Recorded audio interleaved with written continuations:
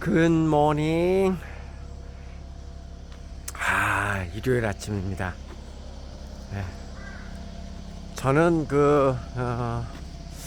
여기 서울 근교 한 리조트에 오늘 여기서 어제하고 오늘 1박 2일로 OSS 학부모 모임이 있어서 오늘 아침에 잠깐 좀 왔습니다. 그래서 좀 일찍 와서 동영상 하나 찍고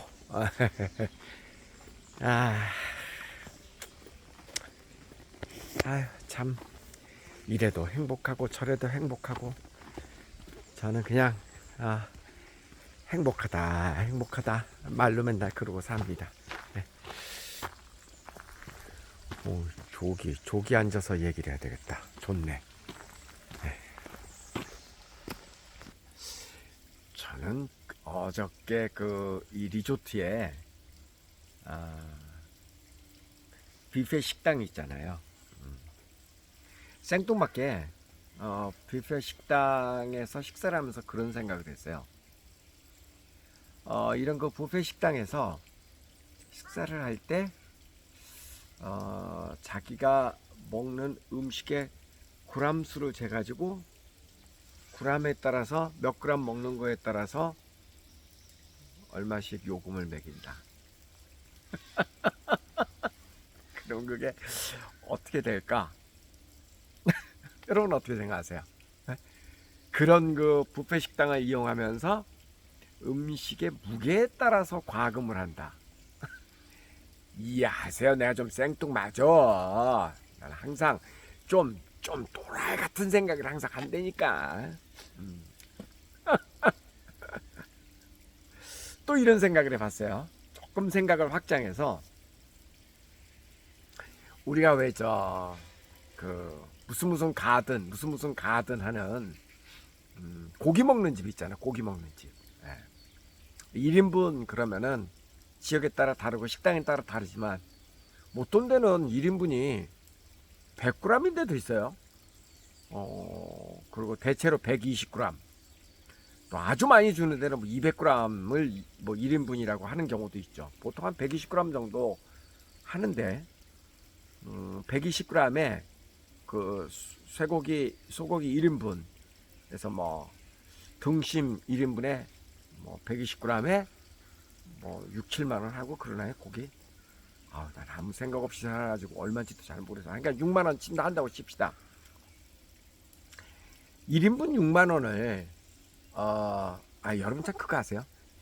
1인분씩 3인분을 시키는 거 하고 3인분을 한꺼번에 시키면은 양이 어떤 게 더 많을 것 같아요?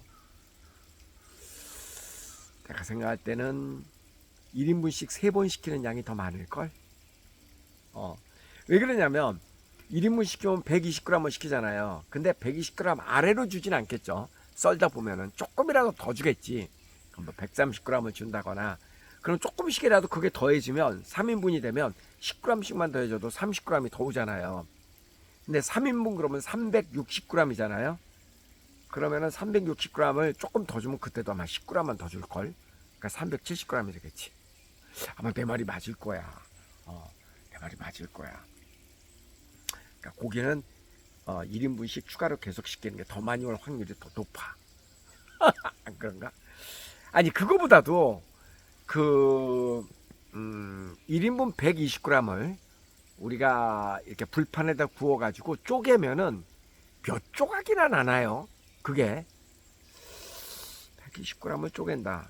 나 지금 갑자기 생각한 거여가지고 120g의 양이 얼마나 되는지는 잘 모르겠어. 근데 대충 한 7조각이라고 칩시다. 7조각 나면 그리고 120g짜리가 7만 원이라고 치자고요. 1인분에. 그런 데도 있을 거예요, 분명히. 잘 몰라. 그냥 그 금액이 중요한 게 아니라 제 말의 요지를 이해하는 게 중요합니다. 그러면 한 조각이 10,000원이잖아요. 제 말이 얼추 맞을 수도 있어요. 고기 1인분이 700g이 아니지. 120g. 120g을 120g이 7만 원인데 그걸 7조각으로 한다. 그럼 한 조각이 10,000원이죠. 근데 그 만 원 해봐야 막 한금밖에 안 될 거야. 그 만 원 한 조각 해봐야 1인분에 7조각으로 냈을 때 그 한 조각이 대단히 큰 조각이 아니라니까. 예, 실제로 아마 그 조각 정도밖에 안 될 거예요. 그러면은 그렇다면 담배 피는 사람을 한번 상상을 해보자고. 담배 한 갑에 요즘 얼마에 4,500원 정도 하나요? 5,000원이 안 되죠, 그죠? 담배값도 나 모르겠다. 담배를 안 피워갖고.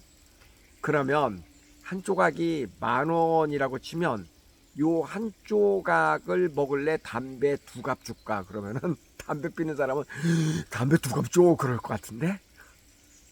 다시 제가 이야기하려고 하는 의도는 뭐냐면 1인분을 이렇게 파는 거 하고 먹는 것만큼만 돈을 내세요. 그래갖고 얼마치 먹고 싶어요? 그럼 뭐 저 2만 원어치요. 그러면은 2조각 딱 주고 뭐 이런 식으로 아주 세분화해서 주면은 고기 장사가 고기 팔 수 있을까?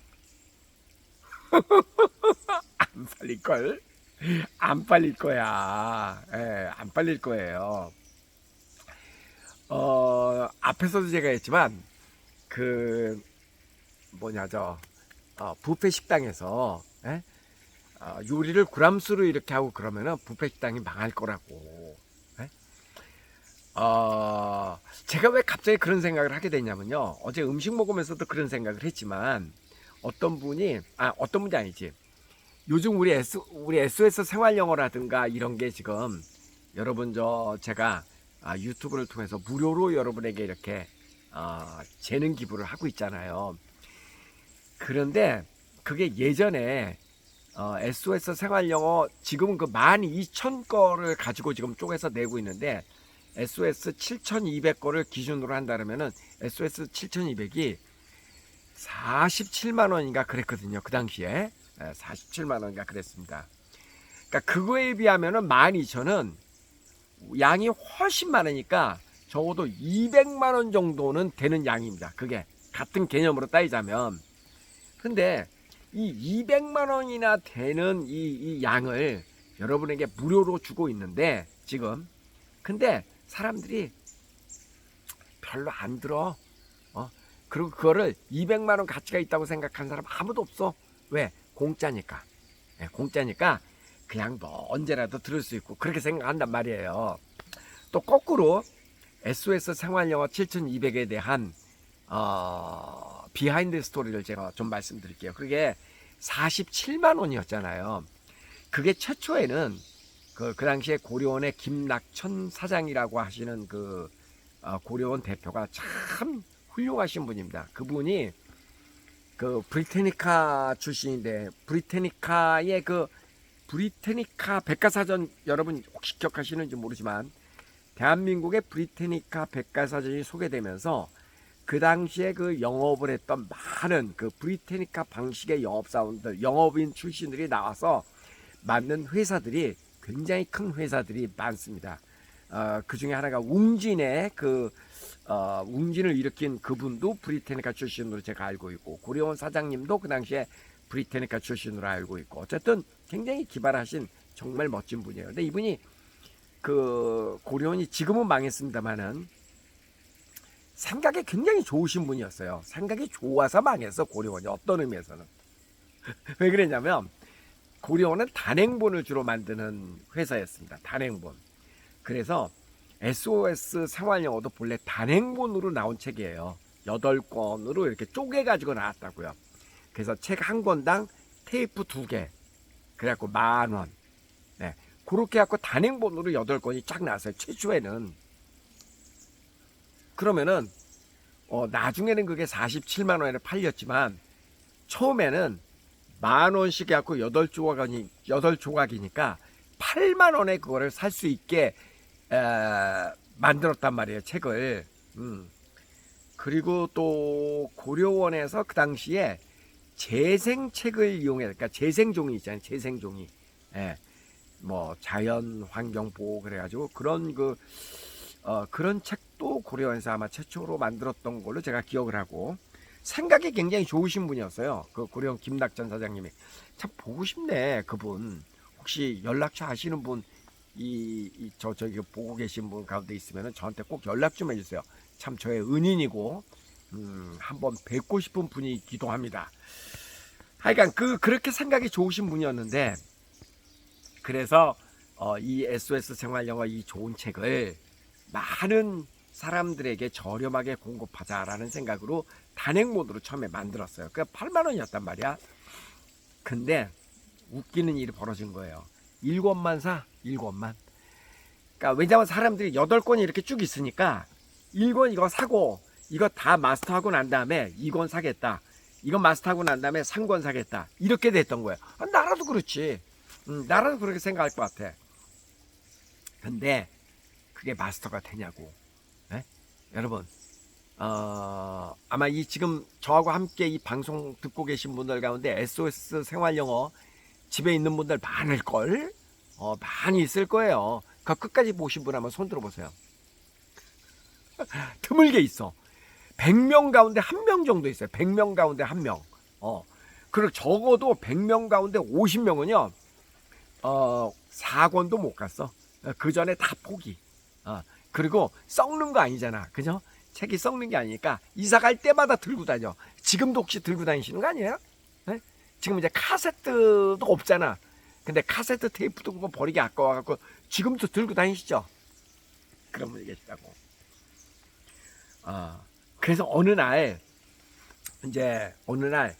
그 고려원의 그 영업하는 팀에서 어떤 이야기를 했냐면, 사장님, 이렇게 가지고는 이 좋은 책을 도저히 팔 수가 없을 것 같습니다. 예, 그러니까 이거를 그냥 세트로 묶어서 팝시다. 이렇게 제안을 했대요. 이거 저의 아이디어가 아닙니다. 저는 그냥 저자일 뿐이에요. 그리고 이제 테이프가 본래 2개씩이었으니까 한 권당 2권이니까 8권이면은 2, 8, 16, 16권이잖아요. 16개잖아요, 테이프가. 근데 그게 실제로 SOS 생활영어 테이프가, 기억이 지금 잘 안 난다. 아마 한 40개 가까이 되지 않았나 싶어요. 그보다 훨씬 많아, 어쨌든. 그런데 테이프를 어떻게 해서 늘렸냐면요, 녹음을 그만큼 다시 한 게 아니라 반복해서 똑같은 이미 녹음된 내용을 계속 반복을 시켜가지고 테이프를 쭉 늘린 겁니다, 양을. 그래갖고 물리적으로 테이프를 40개인가를 이렇게 만든 거야. 그리고 박스도 최대한 크게 이렇게 뒤따 큰 박스에다가 집어넣어가지고 아주 이렇게 선물용 세트처럼 세트를 만든 겁니다. 그래서 그게 처음에는 한 30만 원 정도 했다가 맨 마지막에 47만 원까지 올라간 거죠. 그러니까 8만 원짜리가 테이프를 강제로 이렇게 늘려가지고 물리적으로 늘려서 테이프 16개짜리가 40개가 되고, 그 다음에 가격이 8만 원짜리가 30만 원 정도 됐다가 나중에는 47만 원이 된 거예요. 예? 근데 여기서 비하인드 스토리가, 테이프를 이렇게 늘리면서 참 그 영어표 광고 문구죠. 영어는 반복이 중요합니다. 예, 영어는 반복이 중요해. 뭐 반복 중요한 거 맞지. 반복, 한 말 또 하고 반복하고 그렇게 하고 테이프를 이렇게 늘려가지고 40개짜리 테이프를 만들어가지고 30만 원에 출시를 하고, 그러면 이제 그 마진이 많이 남을 거 아니에요. 이 마진을 전부 다 판매사원들한테 준 겁니다. 판매사원들한테. 그러니까 이제 판매사원들이 뭐라고 얘기를 하냐면, 그 동네는 또 그렇대요. 아마 이게 지금도 그 영업하는 그 세계에서는 지금도 아마 유효한 전략일 겁니다. 가격을 차라리 비싸게 하고 광고를 많이 하는 게 훨씬 낫다. 예. 왜냐하면 텔레마케터라 그러잖아요. 전화로 뭐 파는 사람. 10만 원짜리를 파나 50만 원짜리를 파나 100만 원짜리를 파나 목 아프기는 똑같대요. 그런데 10만 원짜리 팔아봐야 수당 뭐 예를 들어서 3만 원이 남는다. 그거보다 30%라면 50만 원짜리 팔면은 3, 55, 15만 원이 남잖아요. 그러니까 10만 원짜리 이런 싸구려 안 팔려고 그러는데, 비싼 거를 팔려고 그러는데, 그래서 그게 47만 원으로 나중에는 가격이 올라갑니다. 그리고 가격이 올라간 것만큼 광고를 계속 더하고, 그리고 그 판매사원에게 수당을 왕창 주고, 그렇게 해서 SOS가 그렇게 막 그냥 그 당시에는 온갖 신문에 막 도배를 했잖아요. 그죠?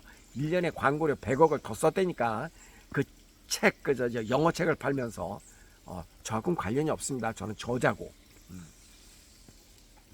그런 거예요. 그런 거. 그러니까 실제로 뭐 화장품들도 그렇고 그죠? 지금 뭐 물건들 보면 화장품 같은 거 원가가 얼마나 돼? 다 광고료지, 그죠? 근데 광고료, 모델료 이런 걸 많이 주고 포장을 과하게 하고 그리고 비싸게 받고 그게 더 잘 팔린대요. 뭐 원가가 10,000원인데 이거를 뭐 50만 원짜리로 둔갑을 한다. 거기에 무슨 뭐 광고료, 무슨 뭐 모델료 이런 거 넣고. 근데 이게 10,000원짜리를 저희는 진실한 회사입니다. 예, 정직하게 판매하겠습니다. 그래갖고 10,000원짜리를 5만 원에 파는 것보다 유통 이런 거 하고 최대한 포장 조금 해갖고 10,000원짜리를 3만 원에 파는 것보다 10,000원짜리를 100만 원에 파는 게 훨씬 잘 팔린다는 얘기예요. 잘 팔린다보다 마진이 더 많다는 얘기야.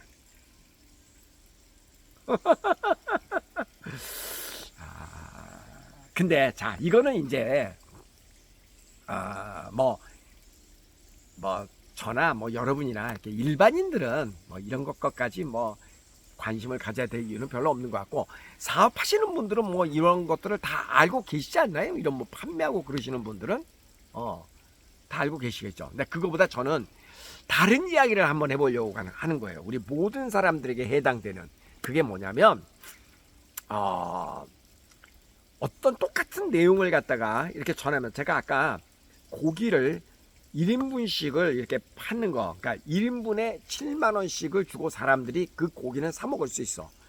네, 3인분 주세요. 그럼 3, 7, 21, 21만 원을 그 거금을 내고 그거를 살 수는 있다고요. 그런데 이거를 정말 정직한 경영이라 그래가지고 그 먹는 것만큼만 낸다 그래서 한 조각에 10,000원씩을 판다. 그러면 아마 고기 장사 못할 거예요. 우리가 그렇게 먹지도 않을 거고. 아까 제가 카세트 SOS 생활영어도 마찬가지라고 그랬잖아요. 그렇게 안 파니까 결국은 판매가 안 되더라. 예, 7만 팔고 다음에 안 팔리더라. 이 얘기를 했잖아요.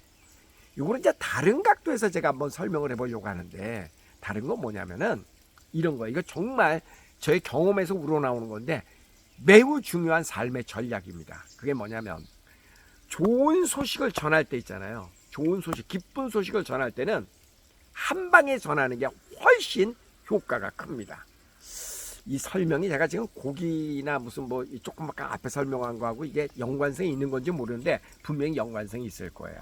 그러니까 어떤 거는 나누어서 이렇게 전달하는 게 효과적일 수도 있고, 어떤 거는 한 방에 확 해야지 효과적일 수가 있다고요. 이펙트가 그럴 수가 있다고. 그러니까 고기를 판매할 때는 큰 양을 1인분에 갖고 덩어리로 팔아야 그게 판매가 되지, 조각 판매를 해갖고는 이건 판매도 되지도 않는다. SOS 생활영어도 무더기로 세트로 팍 팔았으니까 그게 판매가 됐지, 쪼개서 파니까 팔리지가 않더라. 이거하고 같은 내용이니까 데미지인가 어떤 그 효과, 충격 효과, 그걸 지금 얘기하는 건데, 기쁜 소식을 전할 때는요, 누군가가 상당히 막 감동하고 기쁘게 하려고 그러면은, 그러면 이거는 미리 힌트를 주는 것보다는 전혀 힌트 없이 서프라이즈로 뻥, 이게 훨씬 좋습니다. 훨씬 그게 그 효과가 좋습니다. 예를 들어서 내 와이프가 내일 생일이다. 그런데 요거를 그 전날서부터, 여보 당신 내일 생일이지, 기대해봐. 이렇게 얘기를 하잖아요. 기대해봐, 내일 생일이잖아. 이렇게 얘기를 하면 상대방이 자꾸 기대를 한다고요. 이렇게 큰 기대를, 뭔가. 그러면 그 생일날 뭐를 갖다 줘도 그 다음에는 실망입니다. 왜? 기대를 너무나 많이 했기 때문에. 이미 마음의 준비를 많이 했어. 와, 내일 우리 남편이 뭐를 해줄까? 비행기를 사다 줄까? 별의별 기대를 다 한단 말이에요, 혼자. 그러니까 이때는 어떤 거를 줘도 그 효과가 반감이 됩니다. 그러니까 전혀 생각하지 않았다가 갑자기 서프라이즈 하고 이렇게 이야 하고 기쁜 소식을 전하면은 깜짝 놀라면서 그 감동이 배가 된다고요. 그런 거야 그게. 근데 반대로 슬픈 소식을 전할 때는요, 쪼개서 줘야지 됩니다. 반드시 슬픈 소식을 전할 때는 쪼개야 돼. 이거를 한 방에 전하면 안 돼. 이 슬픈 소식을 전할, 이거 정말 생활의 지혜입니다. 그래서 누가 어떤 슬픈 이야기를 내가 알고 있어. 그래서 저는 이제 OSS 그 유학 프로그램을 운영하고 있으니까 어떤 아이가 있어서 놀이터에서 놀다가 다쳤어. 있을 수는 있잖아요. 근데 그거를 냅다 전화를 해서 어머니 누가 다쳤습니다. 한 방에 이렇게 하는 것보다는 조금 쪼개서 다쳤어. 그래갖고 병원에 갔어.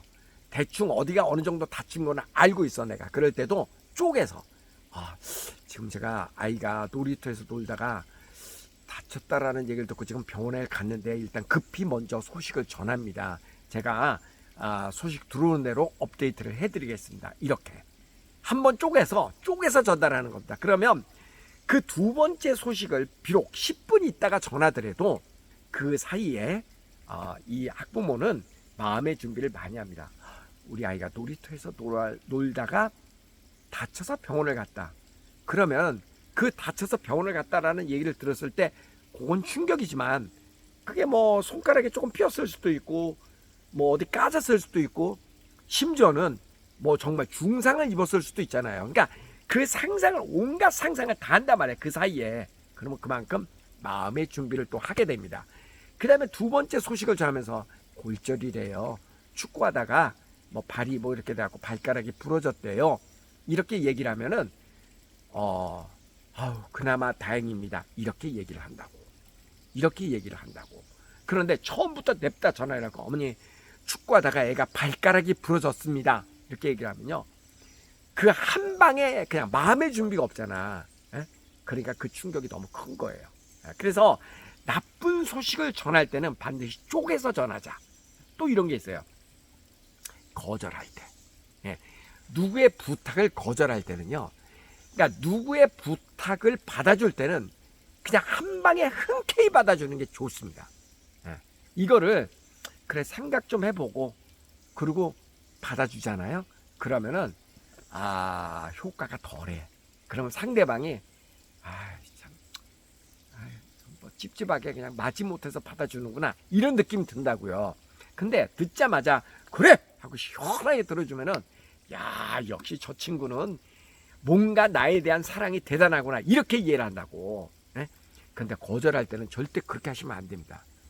누군가의 그 부탁을 거절할 때는 한 방에 그건 안 돼 이렇게 그냥 다 거절을 하면 부탁을 하는 입장에서 마음에 상처를 입어요. 그럴 때 그것도 거절도 쪼개서 하는 겁니다. 마음은 이미 거절을 하기로 마음을 먹어도 그거 뭐 하루 있다가 내지는 10분 있다가 30분 있다가 다시 한번 얘기해도 큰 뭐 없잖아요. 어지간히 그렇게 급한 거 아니잖아. 누가 뭐 돈을 빌려달라 그런다 그러면은 쉽지는 않을 것 같은데 그래도 나도 여기저기 한번 알아볼게 라든가 이렇게 조금이라도 여지를 두면 상대방도 안다고. 부탁을 해놓고 약간의 기대를 하지만 그래도 마음의 준비를 한다고요. 안 될 수 있다라는 걸. 그러고 나서 두 번째 전화해서 나름대로 노력을 해봤는데 참 쉽지 않을 것 같다. 정말 미안하다. 이러면은 적어도 상대방이 나를 위해서 나를 생각하는 마음이 참 나름대로 노력은 했구나. 그런 게 있단 말이에요. 그래서 자 쪼개기와 그 다음에 한방. 오늘 이것에 대해서 한번 이야기를 해봤는데요. 이게 우리가 살아가면서요. 굉장히 이거는 쪼개가지고 할 것인가 아니면 한 방에 할 것인가 잘 고민을 해보면은요. 그 생활의 지혜입니다. 정말 굉장한 지혜입니다. 쪼개기와 그 다음에 한방 한번 생각해 보세요. 어떤 게 효과적인지. 내가 혀가 지금 혓바늘이 이러는지 말이 잘 안 나와. 얼얼해. 가위바위보. 가위바위보. 가위바위보. 가위바위보. 가위바위보. 이런 건 없지 참. 가위바위보. 가위바위보. 안녕히 계세요. 네.